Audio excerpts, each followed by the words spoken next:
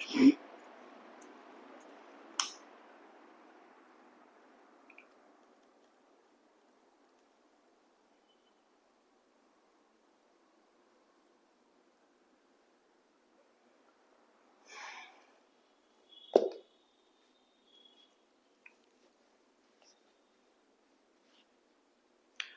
Friends, नमस्कार।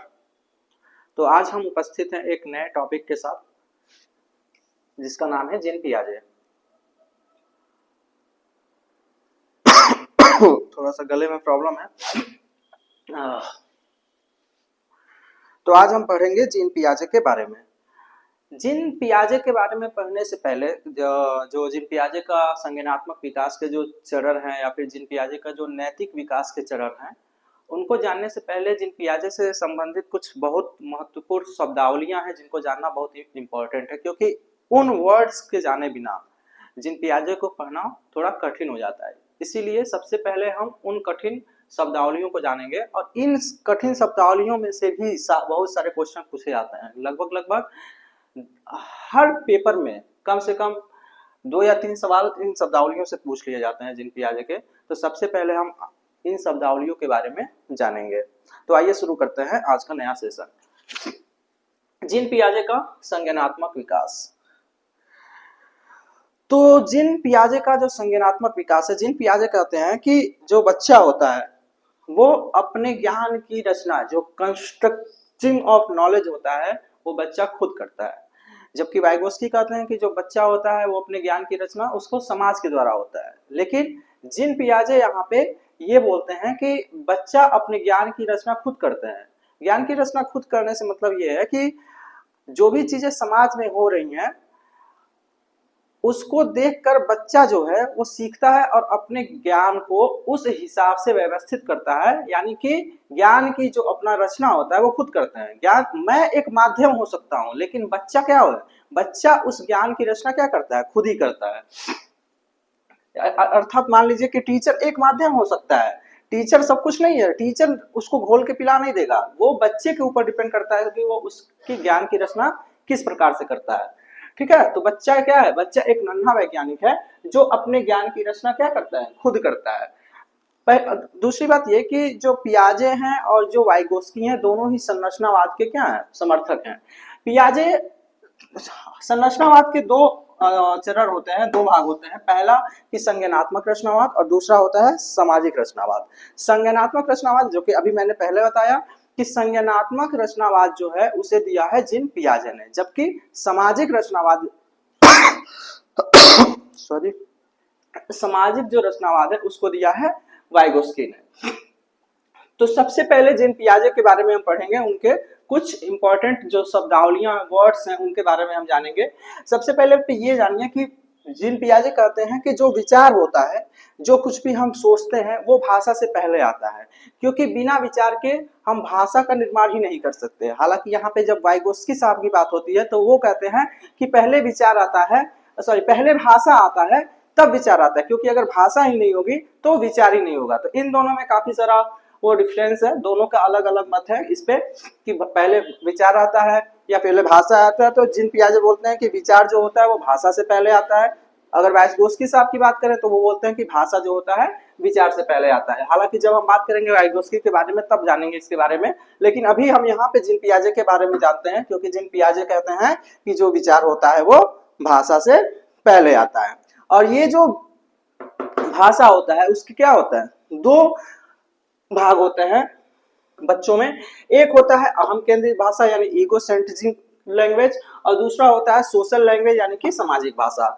अहम केंद्रित भाषा जो होता है वो बच्चों में शैशवावस्था लगभग 6 से कम वर्ष की उम्र में पाया जाता है। अहम केंद्रित भाषा जैसे कि अगर कोई बच्चा है अब खुद बात करता है ना करके, ऐसे कुछ करके कुछ भी बोलता है, तो उस चीज को जीन पियाजे बोलते हैं कि वो जो बच्चे की जो भाषा है वो अहम केंद्रित भाषा है।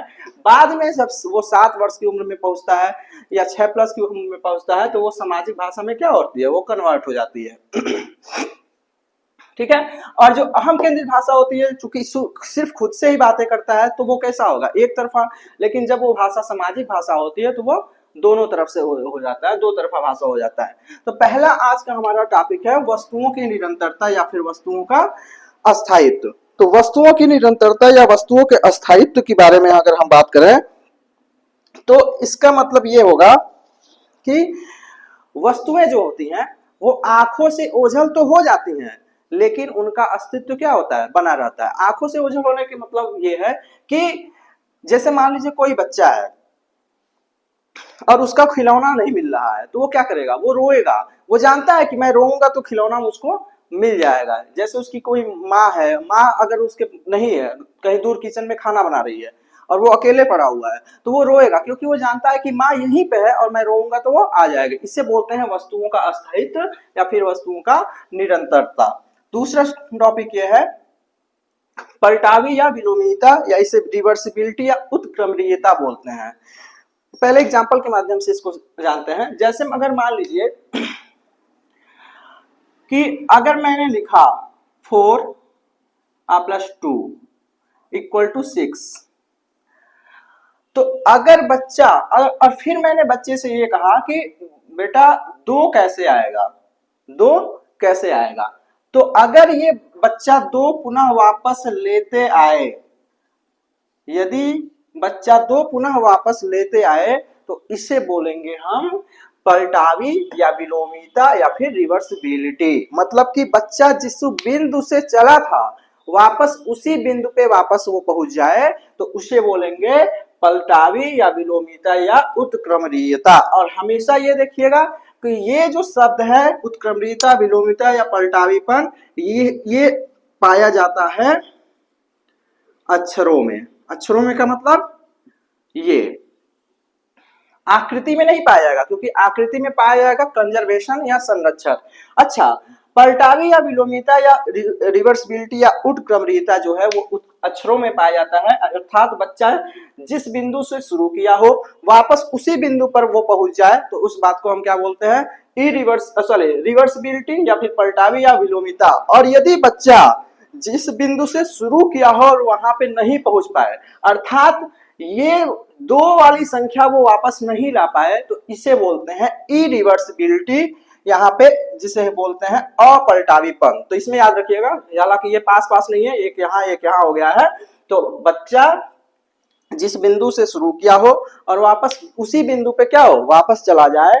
अर्थात अगर 4 + 2 कर रहे हैं और 6 आ रहा है और मैं बच्चे से कहूं कि वापस 2 लाओ और वो ला देता है तो उसे बोलते हैं पलटावीपन या फिर उत्क्रमणीयता, रिवर्सिबिलिटी। और यदि बच्चा वो नहीं ला पाता है, उस बिंदु पे वापस नहीं जा पाता है, तो इसे बोलते हैं इरिवर्सिबिलिटी या फिर अपलटावीपन या अनुत्क्रमणीयता। ठीक है।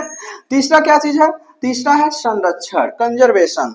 ये जो संरक्षण है याद रखिएगा आकृति में पाया जाता है हमेशा, पेपर के हिसाब से। कंजर्वेशन जो होता है वो आकृति में पाया जाता है। ठीक है। संरक्षण कैसे पाया जाएगा, ये देखिए, जब मान लीजिए कोई बच्चा है, मान लीजिए कि कोई बच्चा है और जब बच्चा मूल आकृति पे वापस न आ पाए तो उसे बोलते हैं कि उसमें लैक ऑफ कंजर्वेशन है, या फिर और यदि बच्चा वापस आ जाए यानी कि उसमें कंजर्वेशन या संरक्षण का गुण विकसित हो गया है। ठीक है। कंजर्वेशन, इसी को हम डिसेंट्रिकेशन या विकेंद्रीकरण भी बोलते हैं। ये दोनों शब्द लगभग समान ही है, तीसरा और छठवां। अभी समझा रहा हूं इसको। तो यदि बच्चा मूल आकृति को वापस ना ला पाए, मूल आकृति वापस ना ला पाए, यानी कि वो उसे सिर्फ मूल आकृति को ही याद रखे, तो उसे कहा जाता है संरक्षण। उसे क्या कहा जाएगा, संरक्षण कहा जाएगा। जैसे मान लीजिए, अरे यार,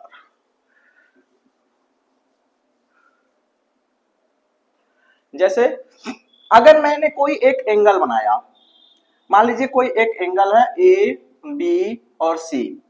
ठीक है। मैं पूछूंगा बच्चा ये क्या है, तो ये बोलेगा कि एंगल है। लेकिन अगर ही फिर मैंने उसको एक ऐसे ट्रायंगल बना दिया, त्रिभुज बना दिया, और फिर मैं कहूंगा बच्चे कि फिर से इसको क्या करो, कोड बनाओ, तो वो बच्चा वापस उसके कोड नहीं बना पाएगा। अर्थात उसमें लैक ऑफ कंजर्वेशन या संरक्षण का क्या है, अभाव है। ठीक है। जैसे या फिर मैं ये कहूं जैसे मान लीजिए वो ये नहीं बता पाएगा, जैसे कि अगर मान लीजिए एक बीकर है और एक ये कोई वस्तु है, कोई गागर है मान लीजिए, जो भी कुछ भी हो, और इसमें मैंने 1 लीटर पानी डाला और इसमें भी मैंने 1 लीटर पानी डाला। दोनों का वॉल्यूम जो है वो समान है, लेकिन ये चूंकि लंबा है और ये तो छिछला है, तो बच्चा हमेशा इस वाले में ज्यादा पानी बताएगा। इसी को बोलते हैं लैक ऑफ कंजर्वेशन, यानी कि अभी तक इस उम्र तक, एक विशेष उम्र तक उसमें कंजर्वेशन का गुण विकसित नहीं हुआ है, लैक ऑफ कंजर्वेशन पाया जाएगा, और इसी को बोलते हैं डिसेंट्रिफिकेशन यानी विकेंद्रीकरण। ठीक है।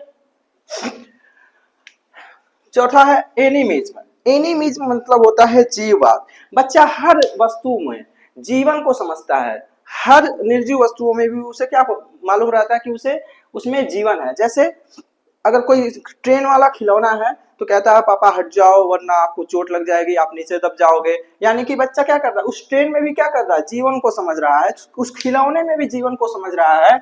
इसे बोलते हैं जीववाद। यानी कि बच्चा क्या है, पंखे, खिलौने इत्यादि वस्तुओं में जीवन को समझते हैं, इसे बोलते हैं जीववाद। पांचवा टॉपिक है स्कीमा। स्कीमा क्या होता है, बच्चे में सूचनाओं का एक भंडार गृह होता है, उन सूचनाओं के भंडार गृह को बोलते हैं हम स्कीमा। ठीक है, उन सूचनाओं के भंडार गृह को हम क्या बोलते हैं, स्कीमा बोलते हैं। और बहुत सारे स्कीमा को हम बोलते हैं स्कीमेटा। यानी कि जो स्कीमा है वो सिंगुलर वर्ड है और जो स्कीमेटा है वो प्लूरल वर्ड है। जैसे मान लीजिए कि आपके मोबाइल में व्हाट्सएप है, गूगल है, बहुत सारे ऐप हैं, तो इन सभी को सूचनाओं को क्या बोला जाएगा, इन सभी को सूचनाओं को बोला जाएगा स्कीमेटा। और सिर्फ एक जो एप्लीकेशन है या एक जो ऐप है उसे बोला जाएगा स्कीमा। ठीक है, तो स्कीमेटा और स्कीमा में अंतर समझ गए कि बच्चे के सूचनाओं का भंडार की, जहां पे वो सूचनाओं को क्या करता है, इकट्ठा करके रखता है, यानी कि उसे संभाल के रखता है, वो उसे बोलते हैं स्कीमेटा। और बहुत सारे स्कीमा मिलकर क्या बनाते हैं, स्कीमेटा बनाते हैं। ठीक है, डिसेंट्रिफिकेशन मैंने बता दिया, संरक्षण वाला ही चीज है। अपलटावीपन भी मैंने बता दिया। सोशल ट्रांसमिशन, सोशल ट्रांसमिशन यानी सामाजिक संचरण।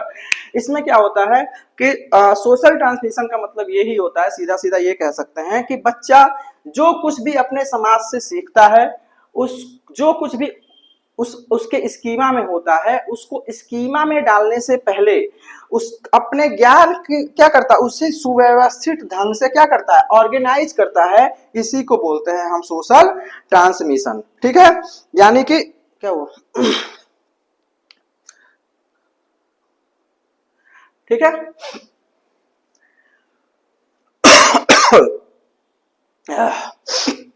बच्चा हर जानकारी को जो समाज से वो उठाता है, अपने स्कीमा में डालने से पहले उसमें कुछ संशोधन करता है। इसी को बोलते हैं सोशल ट्रांसमिशन यानी कि सामाजिक संचरण। ओके, दूसरा देखिए, एक और टर्म होता है एडॉप्टेशन। एक टर्म है एडॉप्टेशन यानी अनुकूलन। अनुकूलन जानते हैं कि अनुकूलन किसे कहते हैं, कि बच्चा हर जानकारी को अपने हिसाब से ढाल लेता है, उसे क्या कहते हैं, अनुकूलन कहते हैं। जैसे अगर कठिन परिस्थितियां हैं, विकेट पे अगर कठिन परिस्थितियां हैं तो क्या करेगा इंसान, स्विंगिंग कंडीशन है, अगर क्रिकेट के बारे में बात करें तो क्या करेगा, उस स्विंगिंग कंडीशन के हिसाब से बैट्समैन अपनी पारी को क्या करेगा, थोड़ा धीमा कर लेगा, जब स्विंग खत्म हो जाएगा तो रन बनाएगा। यानी कि क्या करते हैं, परिस्थितियों के अनुसार अपने आप को ढाल लेना है, जानकारी को अपने अनुसार क्या कर लेना, ढाल लेना ही क्या कहलाता है, अनुकूलन कहलाता है। और इसके होते हैं दो रूप। पहला होता है एसाइमिलेशन और एक और होता है एकोमोडेशन यानी कि समावेशन या समायोजन व्यवस्थापन। ठीक है, पहले देखिए कि अगर बच्चा, पहले इसे जानते हैं, एसाइमिलेशन को जानते हैं। अगर बच्चा कोई नई जानकारी मिलता है और उसे स्कीमा में डाल लेता है तो उसे बोलते हैं समावेशन या फिर आत्मसात करना। यदि बच्चा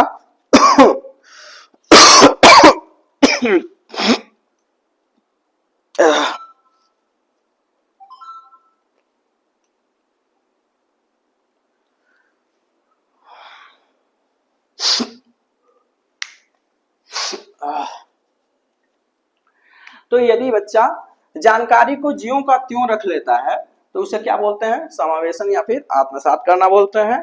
और यदि बच्चा जानकारी को उसमें अंतर प्राप्त कर लेता है, अंतर प्राप्त कर लेने का मतलब जैसे तो अगर अंतर प्राप्त कर लेता है तो उसे बोलते हैं समायोजन या फिर व्यवस्थापन या एकोमोडेशन। जैसे अगर हम एग्जाम्पल के माध्यम से समझें इसको, तो मान लीजिए एक बिल्ली है, मान लीजिए बिल्ली है, ये बिल्ली, और ये मान लीजिए एक कुत्ता है। बिल्ली के क्या होते हैं, 2 आंख, कुत्ते के 2 आंख, एक पूछ, ये आंख हो गया, ये पूछ हो गया, 4 पैर, 4 पैर। ठीक है, यहां तक तो जानकारी सेम है। तो इसको अपने स्कीमा में डालना, ठीक है, इसको अपने जानकारी में डालना क्या बोला कहलाएगा, समावेशन या फिर आत्मसात करना है। जानकारी का ज्यों का त्यों रख लेना ही क्या कहलाता है, समावेशन या फिर आत्मसात करना है। लेकिन जानकारी में अंतर प्राप्त कर लेना क्या कहलाता है, समायोजन या व्यवस्थापन। यानी उस जानकारी में अपने हिसाब से क्या कर दिया वो अंतर प्राप्त करके। अंतर क्या किया कि बिल्ली क्या करती है, इतना चीज तो मैच हो गया, ठीक है, लेकिन फिर बाद में उसे पता चलता है कि नहीं, बिल्ली जो है वो म्याऊं म्याऊं करती है, बिल्ली म्याऊं म्याऊं करती है, और जो कुत्ता है वो कैसा करता है, भों भों करता है। तो जब वो ये अंतर प्राप्त कर लेगा तो उसे बोलेंगे समायोजन या फिर व्यवस्थापन या एकोमोडेशन। ओके, ठीक है। यानी कि जब दोनों जानकारी मैच हो जाती है और फिर वो एक ऐसी स्थिति आती है कि दोनों जानकारी मैच हो जाती है, फिर उसके बाद क्या करता है कि वो फिर अंतर करना शुरू करता है कि क्यों ये अलग है और ये क्यों अलग है। तो वो सोचता है कि बिल्ली म्याऊं म्याऊं करती है, कुत्ता भौ भौ करता है। यानी जानकारी में अंतर प्राप्त कर लेना ही समायोजन या व्यवस्थापन है। और यदि अंतर वो नहीं लगा पाया, नहीं प्राप्त किया, तो वो क्या कहलाएगा, समावेशन या फिर आत्मसात करना। और इन दोनों के द्वारा जो प्राप्त संज्ञानात्मक जो उसका नॉलेज होगा, जो स्थिरता होगी, उसे बोलते हैं इक्विलिब्रेशन। कैसे आता है संतुलन, ये बताइए, इक्विलिब्रेशन कैसे प्राप्त होगा। संतुलन या तो वो पुनर्गठित करके जानकारी को समायोजन करके संतुलन तक पहुंचेगा, या फिर वैसे के वैसे समावेशन करके संतुलन प्राप्त करेगा। इसीलिए कहते हैं कि इन दोनों के द्वारा प्राप्त संज्ञानात्मक जो स्थिरता होती है उसे बोलते हैं संतुलन या फिर साम्य धारण या फिर इक्विलिब्रेशन बोलते हैं। ठीक है, ठीक है, यहाँ लिखा भी है कि जब बच्चा जानकारियों में अंतर कर ले और कोई विरोधाभास ना रहे, यानी कि कोई विरोधाभास नहीं रहता है, तो उसे क्या बोलेंगे, वो कि साम्य धारण की स्थिति में बच्चा पहुंच गया है या इक्विलिब्रेशन की स्थिति में बच्चा पहुंच गया। ठीक है, यानी कोई भी जानकारी में रत्ती भर अंतर ना रहे, पूरा का पूरा हर चीज पानी और दूध की तरह क्या हो गया, क्लियर हो गया, उसे बोलते हैं, उस स्थिति को बोलते हैं इक्विलिब्रेशन। ऑर्गेनाइजेशन, अपने जानकारी को बच्चा जो होता है हमेशा उसके पास जानकारी इकट्ठी होती रहती है, तो उस जानकारी को वो क्या करता है, अपने ढंग से क्या करता है, व्यवस्थित करता रहता है, इसी को बोलते हैं ऑर्गेनाइजेशन। ठीक है, सेंट्रिएशन यानी केंद्रीकरण, सेंट्रिएशन या केंद्रीकरण उसे बोलते हैं कि बच्चा सिर्फ अपने बारे में सोचता है। एक सॉरी इसमें जो बच्चा होता है, सेंट्रिएशन मतलब एक ही पक्ष पे ध्यान देना होता है। कि सेंट्रिएशन क्या होता है कि बच्चा एक समय में किसी एक ही पक्ष पर ध्यान देता है। जैसे कि मान लीजिए कि मैं एक पूरा कार बच्चे को दिखाता हूँ और पूछता हूँ, बच्चा ये बताओ कि इसका टायर कहाँ है, तो बच्चा कहता है कि मुझे तो टायर का देखिए पता ही नहीं है, मैं तो पूरा कार देख रहा हूँ। यानी कि एक समय में जो बच्चा होता है वो क्या करता है, एक किसी वस्तु के सिर्फ एक ही हिस्से पे ध्यान केंद्रित करता है, उसे बोलते हैं सेंट्रिएशन। और एक होता है ईगोसेंट्रिज्म। ईगोसेंट्रिक मतलब आत्म केंद्रिता। ईगोसेंट्रिक मतलब क्या होता है, आत्म केंद्रिता। आत्म केंद्रिता मतलब बच्चा केवल अपने बारे में सोचता है, इसे बोलते हैं आत्म केंद्रिता या ईगोसेंट्रिक। बच्चा सिर्फ और सिर्फ अपने बारे में सोचेगा, दूसरों की भावनाओं के बारे में उससे कोई मतलब नहीं है। बच्चा अगर कोई उसका खिलौना ले लेता है तो वो रोएगा, लेकिन अगर वो दूसरे का खिलौना खुद ले लेता है तो वो नहीं रोएगा। यानी वो दूसरों की वस्तुओं को छीन लेगा लेकिन अपने वस्तुओं को किसी और को नहीं देगा, इसे बोलते हैं ईगोसेंट्रिज्म या फिर आत्म केंद्रिता। और स्कीम्स क्या होता है कि किसी भी काम को पूरा करने के लिए एक सुव्यवस्थित तरीका जो कहलाता है वो होता है स्कीम्स।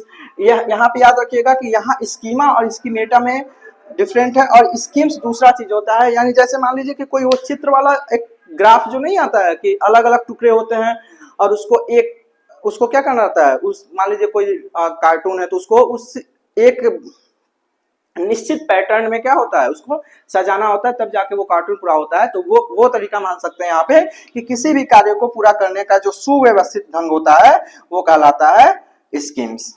ओके। तो जीन पियाजे को पढ़ने के पहले ये जो वर्ड्स हैं इनको जान लेना बहुत जरूरी है।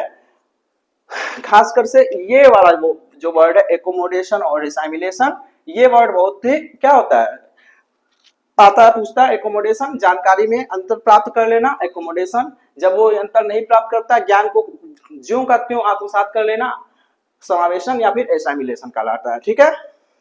ये भी पूछता है संरक्षण, याद रखिएगा संरक्षण हमेशा आकृति में पाया जाएगा, जैसे बीकर दे दिया या फिर कोई घड़ा दे दिया, ठीक है, ये आकृति हो गई। और पलटावी या विलोमित या उत्क्रमणिता हमेशा अक्षरों में पाया जाएगा, इसको हमेशा ध्यान रखिएगा। ठीक है। तो इस क्लास के बाद हम पढ़ेंगे जीन पियाजे के संज्ञानात्मक विकास का चरण, और फिर उसके बाद नेक्स्ट पढ़ेंगे जीन पियाजे का नैतिक विकास। Okay, thank you. चैनल को सब्सक्राइब और लाइक भी कर दीजिएगा, शेयर भी कर दीजिएगा। तो साथ देने के लिए बहुत बहुत धन्यवाद आपका। Thank you very much.